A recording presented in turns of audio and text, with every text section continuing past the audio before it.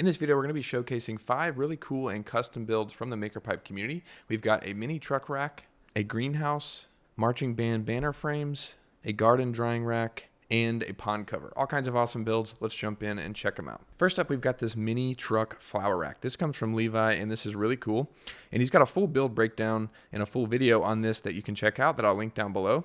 It's really cool, but I love seeing these mini trucks, and I love seeing all the cool things that MakerPipe community has done to them with MakerPipe and Conduit. Always really cool to see. And this is essentially a truck rack that Levi put together for a flower truck, as we can see here. And essentially, this is just a rectangular box that he made with empty conduit and MakerPipe. And if you're unfamiliar with those materials, you don't have to do any welding. You can just combine them to create all kinds of different steel structures that you might need, as we'll see in these different builds throughout.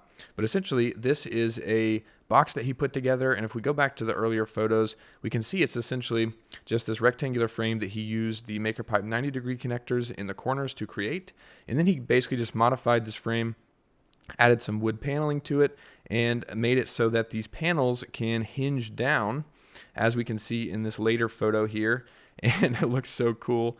And then essentially you can swing those panels up, and that's how you can see the flowers on the inside. So if you're driving to some kind of spot where you're going to be showcasing and selling your flowers, then you can swing that up. So this is really cool, and like I said, he's got a full video on this that I'll link down below that you can check out. I definitely recommend it, even if you're not recreating this build, just because it's a great video and just a really awesome use of Conduit and MakerPipe. So we love seeing it. Thanks so much, Levi, for sharing this really cool build. Next up is this greenhouse from Johnny, and this is really cool. Here we can see it is all finished, but if we go back through the photos, we can kind of see how he put it together. And kind of similar to the last build we looked at, this is just a big rectangular frame that Johnny used 90-degree connectors in the corners to create the box, and then essentially just modified that frame and added to it based on the different support and different things that he needed. For example, he's got 45-degree connectors here in the corners to brace it. He also added some T connectors and some vertical post throughout the build just to kind of reinforce the walls and reinforce the structure. It's a 10 by 10 greenhouse, so it kind of needs all the support it can get, kind of a large frame. And then from there, we can kind of see where he added the roof, essentially just added MakerPipe T connectors onto these horizontal bars, and then those are sending conduit up to the peak of the roof where he's got 135-degree connectors connected, and then creating this peaked roof. And then he made kind of a truss design, which is really cool and really smart. If you're building any kind of large structure, or really any structure in general that needs support, you can use this technique, which is the adjustable angle connector used to grab onto those kind of roof bars there, and then creating that triangular shape using the adjustable angle connector. And you don't have to get that angle exact, which is a great use of the adjustable angle hinge and a reason to use the adjustable angle hinge, which is really cool. And then we can kind of see he added some different things to this build, like of course the greenhouse plastic, which it looks like he just used the classic PVC snaps that we've seen, and we actually sell a version of them on our website where you just snap them over the conduit and it kind of secure the greenhouse plastic in that way. So that's really cool, and just a really awesome greenhouse with this roof and everything, and just really cool. So thanks so much, Johnny, for sharing this awesome greenhouse, and we love seeing it. Next up are these banner frames, and these were put together by Philip, and these are really awesome. He said he was skeptical of using Conduit and MakerPipe whenever he first discovered it, but he said after using them that he's glad he found us and wish he found us sooner, which of course is always awesome to hear. We love that feedback and love hearing that people were able to use it successfully. And what he made is really simple but awesome for some marching band or maybe some color guard props, where essentially it's just a two-dimensional rectangle, as we can see down here, using the T connectors to kind of create this base.